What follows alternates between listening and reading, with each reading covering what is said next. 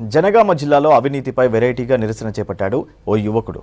జిల్లాలో కొత్తగా నిర్మించిన మెడికల్ కాలేజ్, గవర్నమెంట్ ఆసుపత్రుల్లోని ఉద్యోగ నియామకాల్లో అవినీతి జరిగిందంటూ భూతం వేషం వేసి నిరసన తెలిపాడు.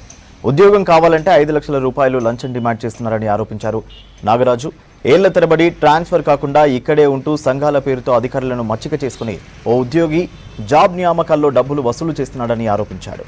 వారిపై వెంటనే విచారణ చేసి తగిన చర్యలు తీసుకోవాలని, అర్హులైన వారికి ఉద్యోగాలు ఇప్పించాలని ప్రభుత్వాన్ని కోరాడు నాగరాజు.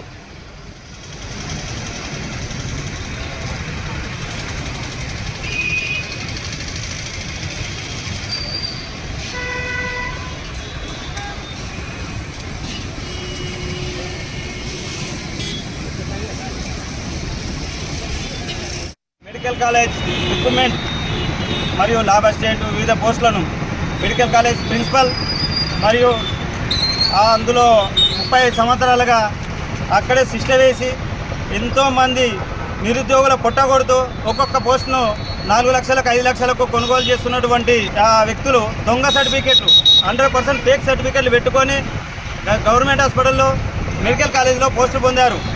నిజమైన మెరిట్ ఉన్న నిరుద్యోగులకు ఉద్యోగాలు రాకుండా ఈ దొంగలు ఉద్యోగాలు అమ్ముకున్నపై నేను ఉన్నతాధికారులకు ఫిర్యాదు చేశాను.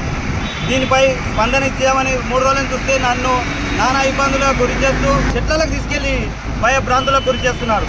దీనిపై నేను ముందుగానే నాకేం జరిగినా, నేను చనిపోయినా, నన్ను ఎవరైనా చంపినా కూడా మెడికల్ కాలేజ్ ప్రిన్సిపాల్ మరియు కాలేజీలో అంబులెన్స్ డ్రైవర్గా 35 సంవత్సరాలుగా అక్కడే ఉంటూ జనగామలో కలెక్టర్ను శాసించే స్థాయికి ఒదిగి వచ్చాడు.